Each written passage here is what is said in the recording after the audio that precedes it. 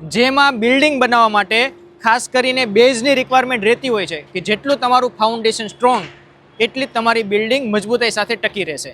Same આપણે હર કોઈ બિઝનેસની અંદર પણ સેમ વસ્તુ હોય છે. જો તમે બિઝનેસ સ્ટાર્ટ કરવાનું વિચારતા હો તો એના પહેલાં તમારા બિઝનેસનો રોડ મેપ બનાવવો ખૂબ જરૂરી છે. મોટાભાગના લોકો એવું કહેતા હોય કે મારે બિઝનેસ તો સ્ટાર્ટ કરવો છે પણ મને ખબર નથી કે સક્સેસ જશે કે નહીં જાય. તો જો આ બિલ્ડિંગવાળાએ વિચાર્યું હોત તો ક્યારે એવું ના થાત, પણ એને ફાઉન્ડેશન ઉપર વર્ક કર્યું. પણ ફાઉન્ડેશન ઉપર વર્ક કરતાં પહેલાં પણ એ લોકોએ બનાવ્યો એક આર્કિટેક્ટ પ્લાન, જેના ઉપર તેને હર કોઈ અંદાજ છે કે કેટલામાં ફ્લોરે કેટલું વેટ આવશે, કેટલામાં ફ્લોરે કેટલી હાઇટને એને લેન્ડરસ્કેપ ઉપર લઈ શકું. સેમ આપણા બિઝનેસમાં પણ એવું છે.